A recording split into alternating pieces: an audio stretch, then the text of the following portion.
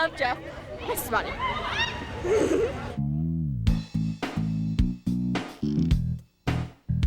I'll take 2 chili and cheese sandwiches, no onions.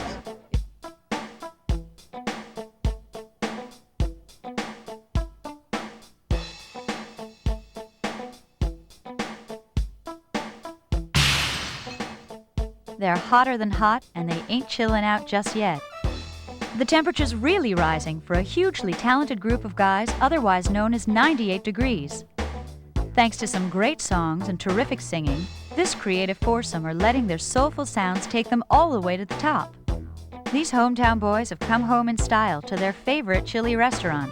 Never in a million years. It's like a dream come true. All the boys hail from Ohio, with Nick, Justin, and Drew coming from Big River town, Cincinnati. Their journey to fame and let's hope fortune is based on a combination of hard work, talent, a refusal to give in, and some outrageous good luck. Well, it was very exciting. It was like a dream come true because, you know, all the work you put into it and all the stuff that goes on with being at a record label and everything like that, you never actually think that your CD's ever going to come out. It seems like it takes forever. And so it was great to go in and actually physically see the CD on the rack. Jeff, Nick, and Justin first sang together in California in a singing combo calling themselves Just Us. But needing a fourth member of the group in 1995, Nick sent an SOS to his brother Drew Leachy, who quit college at Miami University and hightailed it in his auto and drove all the way to Los Angeles. We have the opportunity to really go far, and we're very excited. In LA, they changed their name with the advent of Drew and became 98 Degrees. And in the City of the Angels, they sang like angels, with their first gig as the current four-hander as openers for Montel Jordan.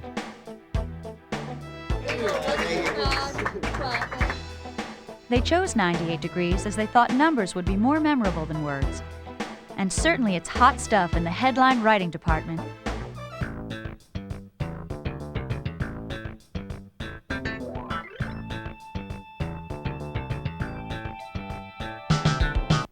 As Ohioans, the boys have got music roots to die for. In the 1960s and 70s, the world of soul revolved around a Detroit record label called Tamla Motown, and its founder, the towering figure of Berry Gordy, signing artists like Marvin Gaye and the Supremes. Commercial soul music was born. But over at Cincinnati's King Records, with the likes of James Brown and the incandescently talented soul singer Otis Redding, the sounds were just as cool.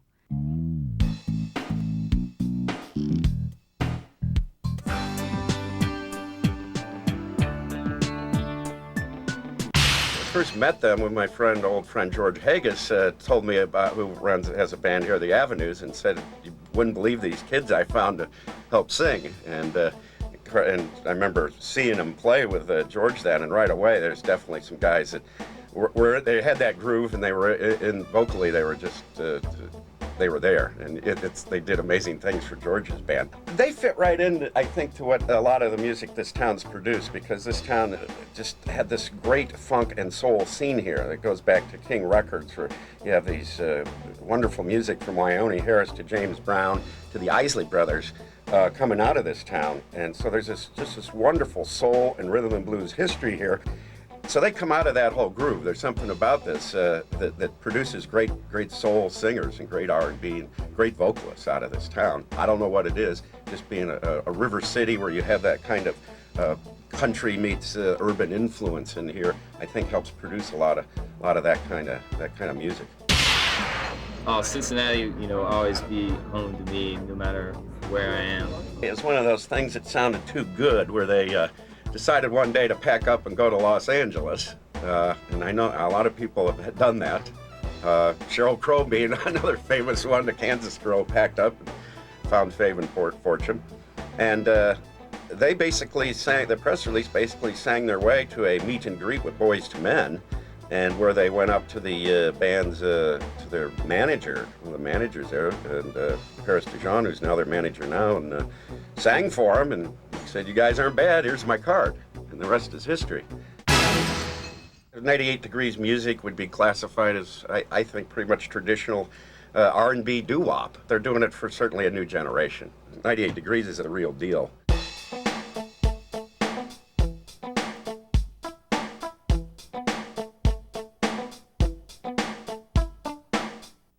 98 Degrees has this very, very firm and direct grounding in urban music. They're not a pop band, although some of that is coming into the music as they develop their own style. But they came out definitely from the Boyz II Men urban sound. You can hear that on their first record. So I think that's what Motown was trying to do with 98 Degrees early on, was to take the Boyz II Men sound and to put it into a group of young white kids, which the guys did very well. The European version of the 98 Degrees debut album included a track called Can I Touch You There, which was sort of getting into that kind of suggestive urban style that Jodeci, those kind of groups do. And it really didn't fit the band. So I was kind of glad to see that was deleted from that. It was, they themselves feel they were being, essentially shaped into something they weren't necessarily.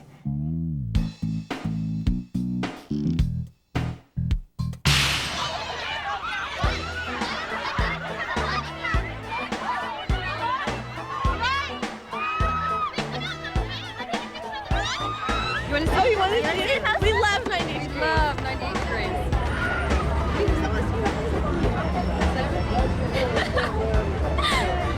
You like it.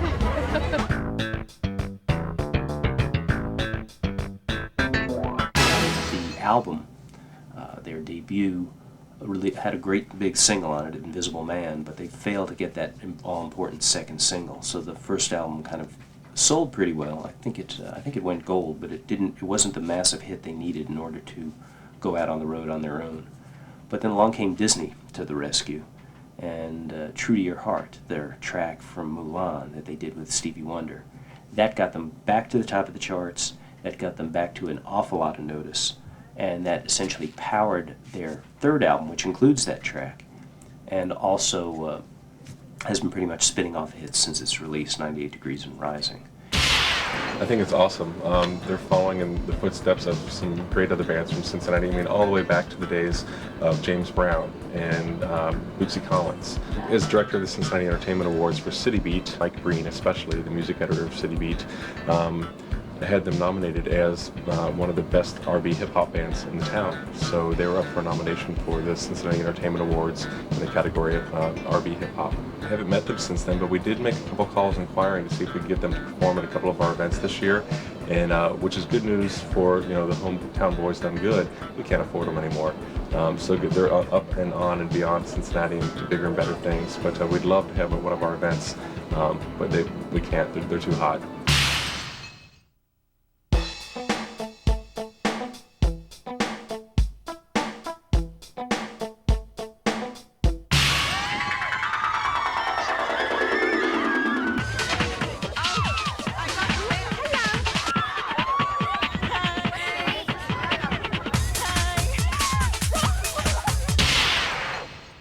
as times have changed, the music business has become tougher, and singers and musicians need all the training they can get.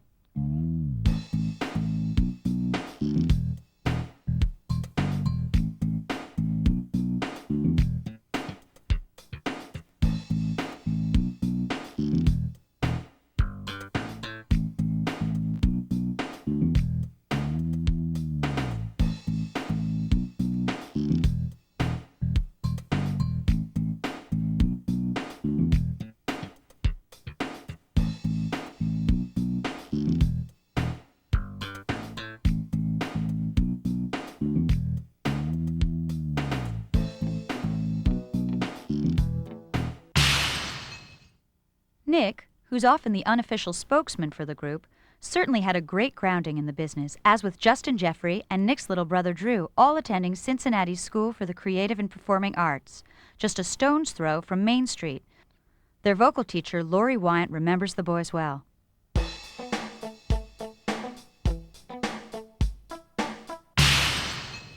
Nick and Drew were both private voice students of mine. When I first began teaching at the School for Creative and Performing Arts, I was a private teacher and instructed strictly the singing technical aspects of the vocal mechanism, and they met with me on a one-on-one basis, and I worked with them on how to produce a good vocal sound. The School for Creative and Performing Arts is a magnet school in Cincinnati that attracts the unusually artistic and talented student. It is a really neat environment, and it is a wonderful melting pot of cultures and children from all different backgrounds.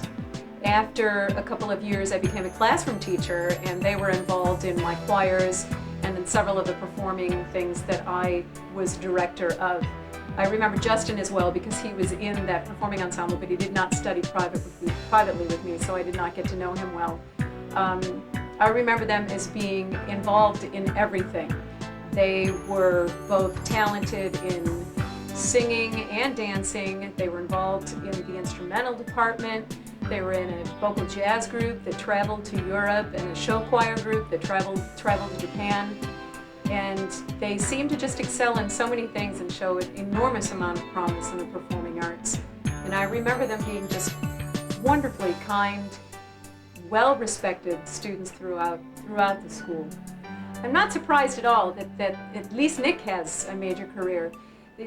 Drew was sort of blossomed a little bit later, particularly by his senior year. You could tell that he had a wonderful skill on stage and to draw an audience to him. And Nick, with his lower voice, you just kind of knew that he'd end up singing someday because it's hard to find a man that can sing that low and that good.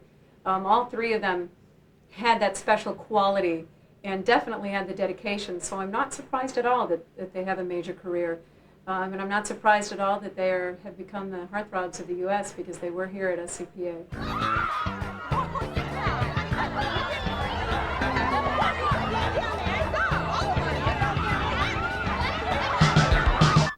To have these guys so successful and so generous when they come back to visit the school really gives the students there a promise that we wouldn't have if these students weren't successful.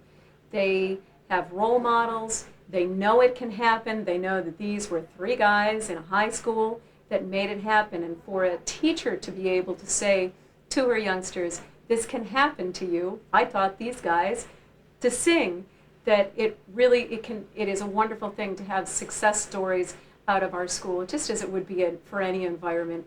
But it's particularly good in a performing arts school that we're sending kids out there and they're having careers.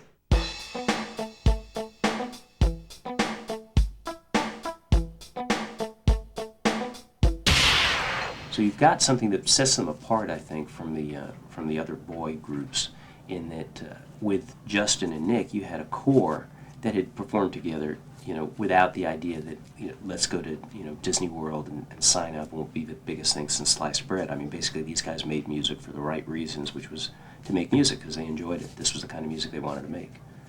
And I think that that comes through in their sound, that these guys, even if there wasn't a big, huge boy band explosion, these guys would still be pretty much doing what they're doing now. I think one thing that works in their favor as far as the range and age of their audience is that the guys aren't all 19 years old and fresh-faced young kids. I think the guys most of them are in their mid-20s. Drew's the youngest at like 22. But this also then frees up the fact that older fans can enjoy them without feeling like they've snuck into a matinee at the movie theater. I think their music does appeal to a very wide range. If you listen to them sing, they do "She's Out of My Life," which is the old Michael Jackson song on the new album. They do a beautiful a cappella arrangement of it. And I think if anything shows you that 98 Degrees is a cut above what we consider the boy band genre, that's the song to do it. For one thing, Michael Jackson had turned that song into such, this overwrought, over-theatrical cliche, with the tears and the whole deal. I think 98 Degrees has kind of rescued it from that and just shown it's a gorgeous song.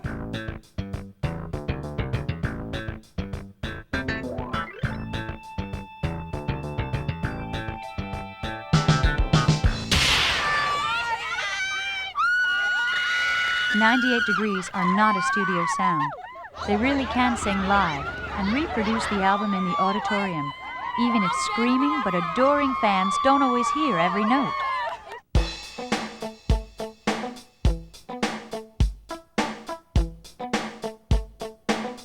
My name is Teresa Navarro. I'm from Moore Park, California, and we're here to see 98 Degrees. We don't have tickets, but we hopefully want to meet them. 98 Degrees have crossover appeal. They don't just attract the teens and preteens. College kids and 20-something moms and older folks love them too.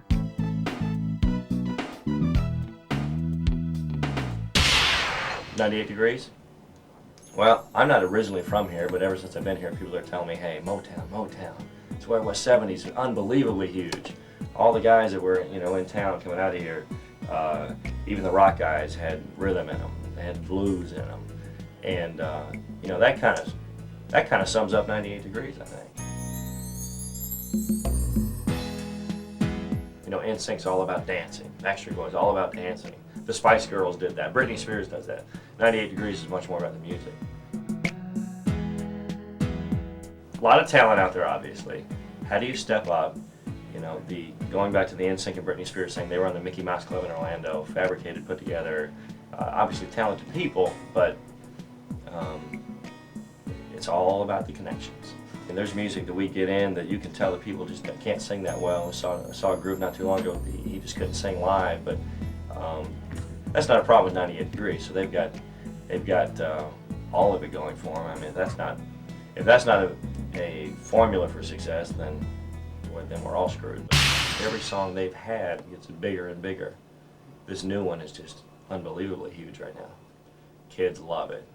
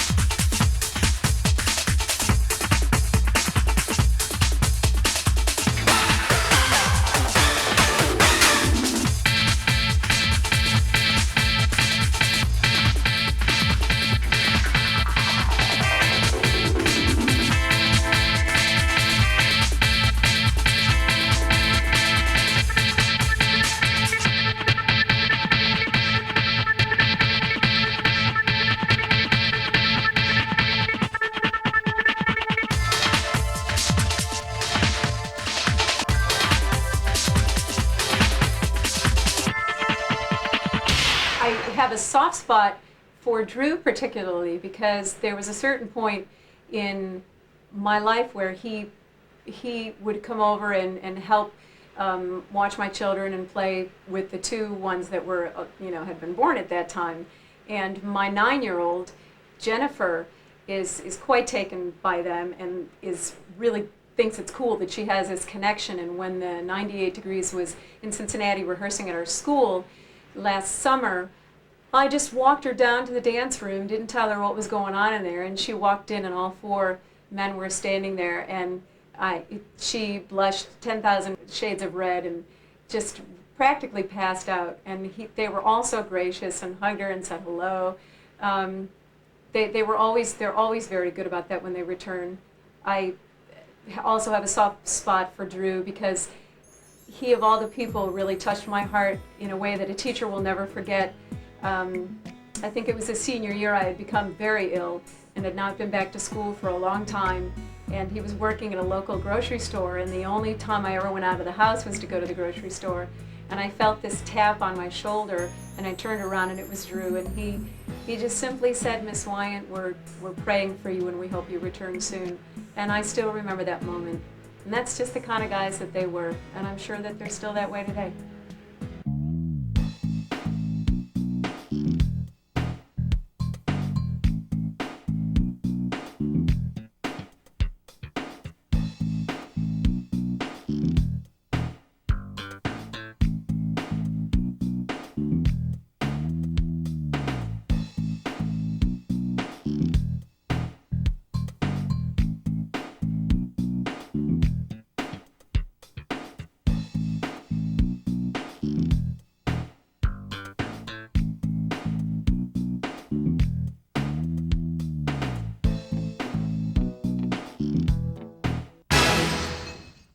Jeff Timmons was born in Massillon, Ohio, and went to college at the University of Michigan before setting off to Los Angeles to make it big in the music business.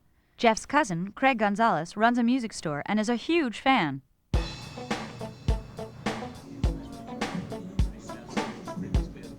I manage Camelot Music at the Eastgate Mall here. Well, my cousin's the lead singer in there, and he used to live in Massillon, Ohio. Well, I've known one of the lead singers is my cousin, Jeff Timmons, and he used to live back at home. We're cousins, and he started a band up there and went out to California, met a couple of the other 3 guys that's with 98 Degrees, and started their own band. Got signed by Motown Records, and they're hitting real big right now. He started when he was about 15 years old, and started singing around the house and on little concerts back at home. Well, it was like an original 98 Degrees. He's like 98 Degrees. There was 3 guys back in Massillon that was his friends, and they didn't think they were going to hit big, and he was determined to find some people, and he went out and about and found a couple other guys, the 3 guys that are with him right now. And then when he went to college, I'd say about 19, 20 is when he was going to hit big. He was determined that he was going to hit it big and stuff. Got to meet them other guys, and came out with that first song, Invisible Man, and put him on the map. I saw him up at Canton, up in the Civic Center. They did a thing for the regional directors and district supervisors up there, and she had a concert up there, and it was awesome. It was great. I mean, everybody's tickled to death about him right there, and they're just real excited and happy. His family out there in California, everybody lives out there in California, gets to go out there and see him all the time.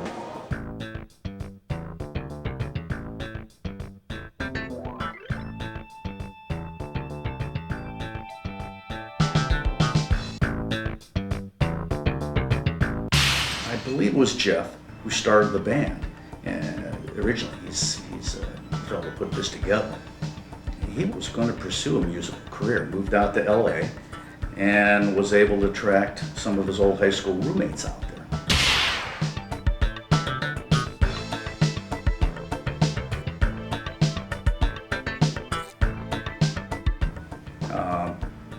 That's a tough way to do it, rather than playing the scene locally of that nature. Go out and hope you get the breaks.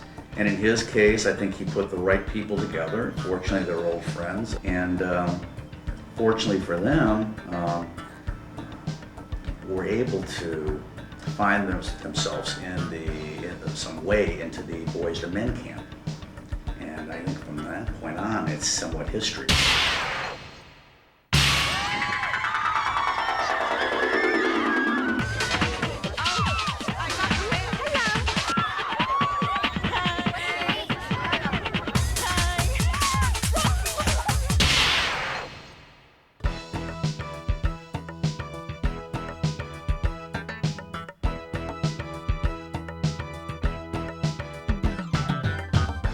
Before they even left high school, these kids were already accomplished musicians.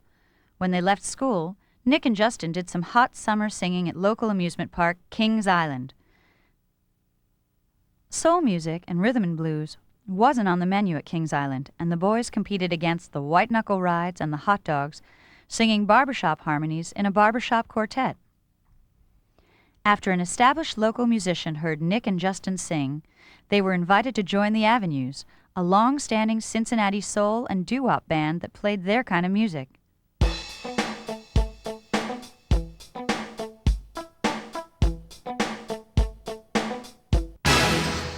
So we see this, there really is a tradition here, and the major tradition, although a lot of jazz has been a big part of the city and country music has been a big part of the city. But if you had to pick a Cincinnati sound, it would be rhythm and blues. The rhythm and blues of James Brown, of Bootsy Collins, of Midnight Star, of Babyface. These are the sounds of the past 30, 35, 40 years here in the city. So it was natural, I think, for 98 Degrees to gravitate towards this sound. And a big help of that was, of course, the Avenues. The Avenues was kind of a local oldies band, but that doesn't quite do them justice. They really searched out a lot of the obscure older material to use in their act. And for that, there were people like George Haggis in the band who provided a lot of the material. He's got a vast record collection and really an encyclopedic knowledge of rhythm and blues history. And he provided Nick and Justin, who were in the band, with this history.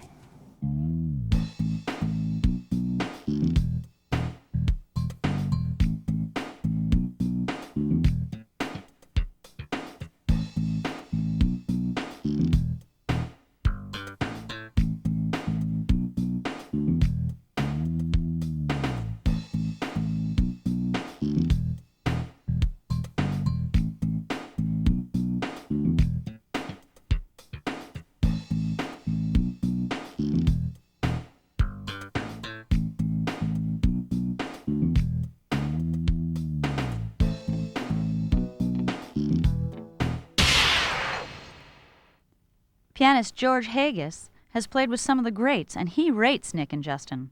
I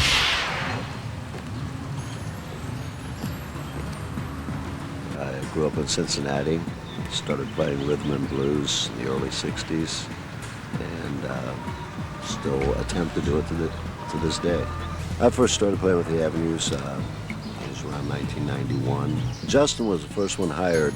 I had gone out to hear a singing group he was with, a gentleman, Ken Brady, a local vocalist that used to sit in with the group, kept raving about a singing group that was doing barbershop out at one of the local amusement parks. And I went to Justin's rehearsal with some of his younger members, all young enough to be my kids. And what really shocked me was that they were actually reading the music. I handed the tape over to the vocalist in the Avenues, and they all agreed that, yeah, these young guys could really sing. We ended up hiring Justin, found out he also played the trombone, which was a plus, and he started off as a trombone player and a harmony singer. And about the time we were doing our CD is when Nick joined the group. And it turned out Nick also played the saxophone. So we had a double whammy, so to speak, with them, with them being able to play an instrument and also being hellacious vocalist.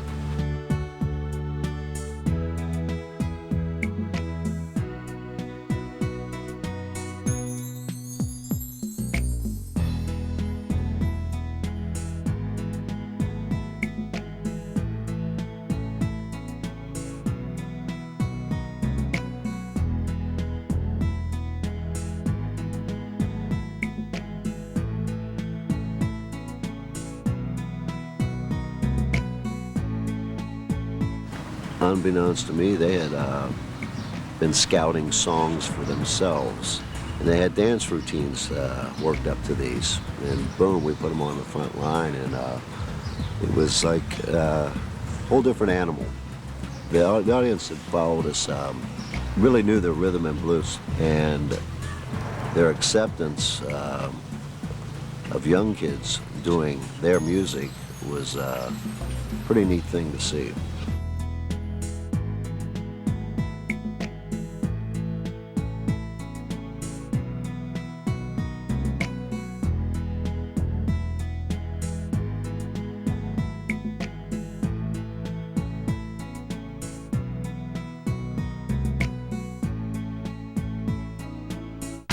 King Records was a major player. Started off in the late 40s with rhythm and blues and what was termed then hillbilly music. It was actually at the time, I believe, called race music and hillbilly music, later becoming rhythm and blues and country. It was an independent record label, and the only one of its kind that had total in-house production from start to finish. They could record a record there, and the next day it would be in the shops. King Records, which was a local label. Cincinnati was the home of King in the 40s, 50s, and most of the 60s. King was arguably the most important independent label after World War II, in that it led the way, for example, for Sun Records. King was releasing people like Wynonie Harris, Roy Brown, different players in that sort of jump blues, pre-rock and roll style. And of course, the hardest working man in show business, as everyone knows, James Brown.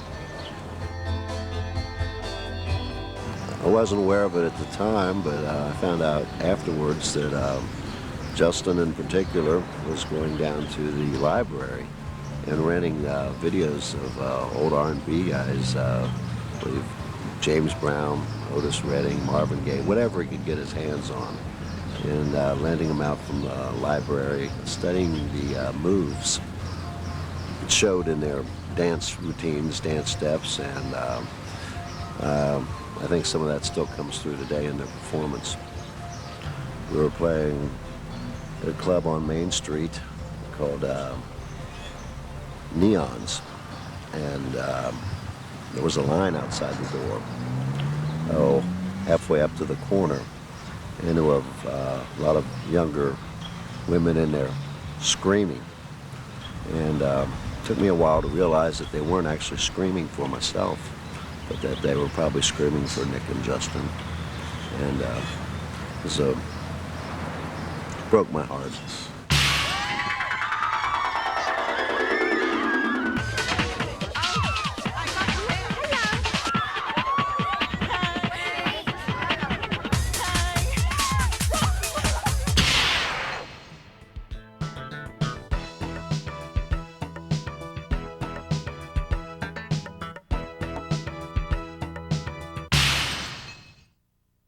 The School for the Creative and Performing Arts was to figure largely in the creation of 98 Degrees, as fellow SCPA alumni and Cincinnatian Jonathan Littman had teamed up with Jeff Timmons to make up a singing group. After much soul-searching, Jonathan decided against music, so Nick phoned Drew to replace him in the lineup. At the time, Drew was working as part of an ambulance squad in New York.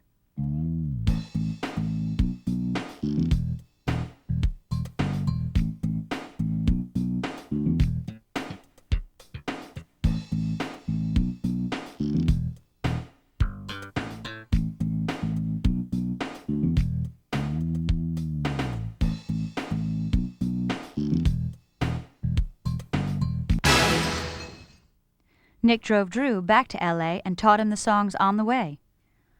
When the group consisted of Justin, Jeff, Nick, and Jonathan as Just Us, they got their first break when, despite being rejected first time around, they got to sing the national anthem with the Dodgers. They got rejected at the first audition, but turned up and sang in the lobby of the Dodgers Stadium until they got hired. They sure have nerve, and they showed it again when they crashed backstage at a Boyz II Men concert and auditioned a cappella in front of Paris Dijon, the Boyz II Men manager, and he signed them virtually on the spot. The dream was to have a white soul band that could make the crossover and bring rhythm and blues with a soulful sound once again to the widest audience. So Blue-Eyed Soul was conceived.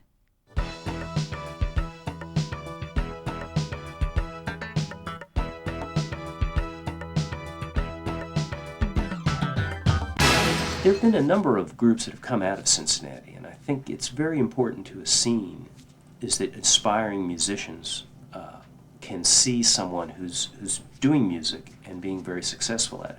We've had Blessed Union of Souls come out of here recently. We've had the Afghan Whigs on the alternative field, Over the Rhine, the Ass Ponies.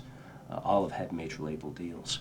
In the 80s, Cincinnati was a big R&B town. We had Midnight Star, which prior, I think only Thriller was the bigger selling record back in the early 80s, and as far as the R&B charts than Midnight Star's No Parking on the Dance Floor. And out of Midnight Star came these other groups, Sly Fox, the Movies, the Shark Band, and specifically The Deal, which was almost a farm team of Midnight Star, and had a big hit with Body Talk. But it's most important because it did spin off L.A. Reid, who was a native Cincinnatian, and Kenneth Edmonds, who's much better known as Babyface. Kenneth came from Indianapolis and worked in Cincinnati, but Cincinnati is where he became nationally known. It's where he developed his production chops, and where he basically went from being Kenny Edmonds to becoming Babyface.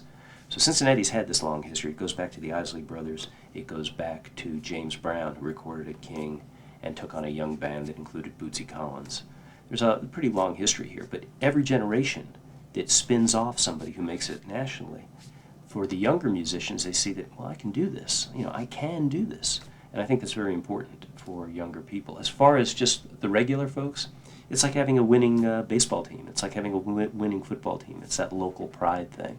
That, 98 Degrees, they're from Cincinnati. They just went to SCPA. They used to play the Main Street clubs with the avenues. They were at Kings Island. All these places that are very specific locations in town that almost everybody knows about. The fact that 98 Degrees has their roots here is civic pride, as much as, say, the Reds are or the Bengals would be if they ever won a game.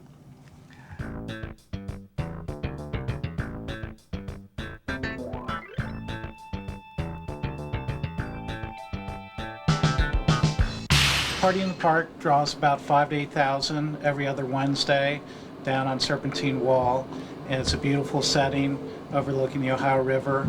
It draws some of the most attractive looking people of greater Cincinnati, and they're down there enjoying draft beer, pizza, and some of the best of the city's rock and roll music. First heard of 98 Degrees back in 1997. As director of the Cincinnati Entertainment Awards, our local version of the Grammys, 98 Degrees was nominated for Best R&B Hip Hop Band. Mike Breen, the music editor of City Beat, as well as the who's who of Cincinnati in the music industry, put them on top of the ballot, and that's when I first heard of them and first met them. Now as the director of Parties in the Park, Taste of Cincinnati, Oktoberfest, and Chili Fest, we called inquiring to see if we could get them to perform at one of our events, kind of a hometown boys done good, bring them back and the crowd would love them. And they're so hot now, they're out of our league. So even the hometown, that they grew up in, can't afford to have them perform here anymore. Not, at least not on a local level. If they come back, they'll probably be playing some of the big arenas, which is really nice. There are two ways of making the grade in music. You can build up a local following and watch the interest build as you learn your trade. Or you can do what Jeff Timmons did and head for the big city and try to make those breaks happen. The guys in 98 Degrees did a bit of both, but made their real deal in LA. Well, 98 Degrees really is nothing that's been manufactured by anyone. I mean, they kind of came together on their own. As you know, two of them met while they were performing at the Cincinnati School for Performing Arts. Of course, me being a Cincinnati native, I'm very proud of that fact. Well, I'd say the best way for a new artist to become successful in America is to, first of all, learn your trade, know what you're doing, be professional, and write great songs. And if you can't write great songs, find someone to write them for you. What will separate the men from the boys and determine who has long-time success is the quality of the songs that they record. The fact that it took years for them to get to where they're at, they really paid their dues, so that really helps them in the long run, being a cohesive unit. Well, I would say that 98 Degrees, its future is bright. Whoever they've associated themselves with so far in management, producing, has all been top-notch. I mean, to have already done a record with Stevie Wonder is quite an achievement, a young career. To be on a Mulan soundtrack with Disney is quite an achievement. It's kind of like actually a realization of a dream.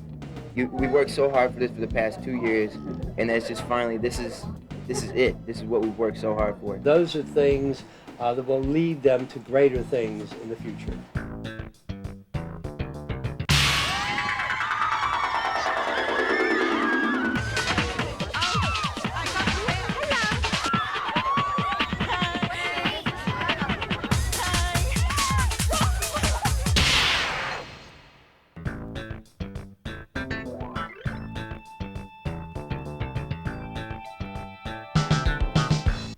These guys kind of came out of nowhere. One of our former employees is in the Avenues. He's a guitar player, so we were familiar through him. He raved about these two guys that were singing. So he's been playing music for 20-some years, and he just raved about these guys. Their harmonies are far superior to anybody out there. I mean, Backstreet Boys and Sync. I mean, those guys are more into the total entertainment, the dancing, and the choreography and things. These guys can just flat out sing and harmonize, and they've picked great songs. They're at 1.6 million, and they just were given their platinum records. So. And the new single that they're working now with on radio is getting, last I heard, 5,000 spins a day. So across the country, so they've got a huge worldwide audience. They're doing a world tour right now, and I mean they're real big. Everybody's talking about them. They're getting a lot of airplay, a lot of concerts going on, and I mean people's been coming in. It's hard to keep their CDs in stock right now, especially when they're coming down to concert right here. I would say they're pushing close to a million records right now, or a million plus right now. I mean, they hit it real big. I mean, we go through, I'd say our store ourselves, we go through about 60 CDs a week, just our store. And if everybody keeps on keeping it up like that and promoting them, I mean, it's real good. This last album right here, platinum for them. My cousin Jeff Timmons. It's hard to talk to him right now. I mean, it feels good that he's famous and stuff, but I mean, like talking to him like at a concert and stuff, I mean, he's got his promoters pushing him, hey, well, I'll talk to you guys later. You get to talk to him 2 minutes, but I mean, it still feels great to see him, and everybody talks, hey, man, it's got to feel good that your cousin's famous, and it's great.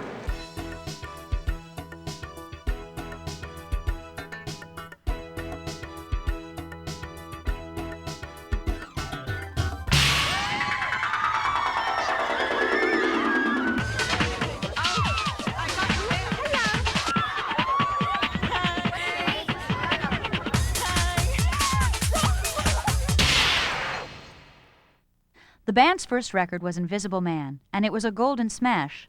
But that was not followed up by another single, and the band looked like being a one-hit wonder until the Disney movie release, Mulan, hit the theaters with the song True to Your Heart, sung by 98 Degrees and Stevie Wonder. The record company, in the latest fashion, had the guys touring the malls of America and Canada, and like NSYNC and Britney Spears before them, they wowed them first in the malls. Recently, the band had been touring with girl popsters Bewitched, the bubblegum import from Ireland, but romance isn't on the menu despite long days out on the road together. Their debut album was almost entirely ballads, but the new album, 98 Degrees and Rising, shows they can funk it up too, as well as do the hairy-chested harmonies. Unlike some groups, however, 98 Degrees were not conceived in an office by a marketing guy, but were a genuine bunch of friends who just hung around together, although they were more than determined to make it.